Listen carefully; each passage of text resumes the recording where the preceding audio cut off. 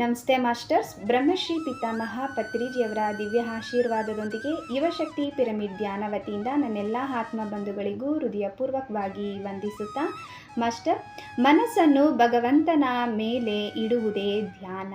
ಹಾಗಾಗಿ ಎಲ್ಲರೂ ಧ್ಯಾನವನ್ನು ಮಾಡೋಣ, ಎಲ್ಲರ ಕೈಯಲ್ಲೂ ಧ್ಯಾನವನ್ನು ಮಾಡಿಸೋಣ.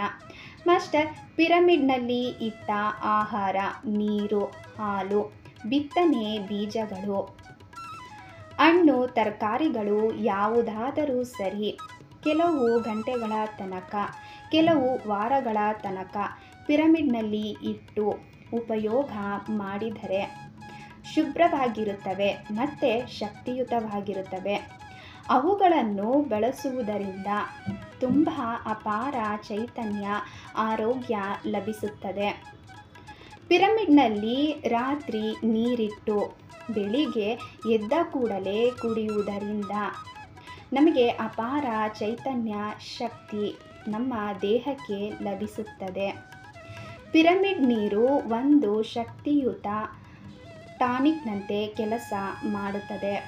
ಹಾಗಾಗಿ ಎಲ್ಲರೂ ತಮ್ಮ ಸ್ವ ಅನುಭವದಿಂದ ಪ್ರಯೋಗ ಮಾಡಿ ಪಿರಮಿಡ್ನ ಫಲಿತಾಂಶಗಳನ್ನು ಪಡೆಯಬಹುದು. ಹಾಗಾಗಿ ಎಲ್ಲರೂ ಧ್ಯಾನವನ್ನು ಮಾಡಿ, ಪಿರಮಿಡ್ನ ಪ್ರಯೋಗಗಳನ್ನು ಮಾಡಿ. ನಮಸ್ತೆ ಮಾಸ್ಟರ್ಸ್, ಥ್ಯಾಂಕ್ ಯು.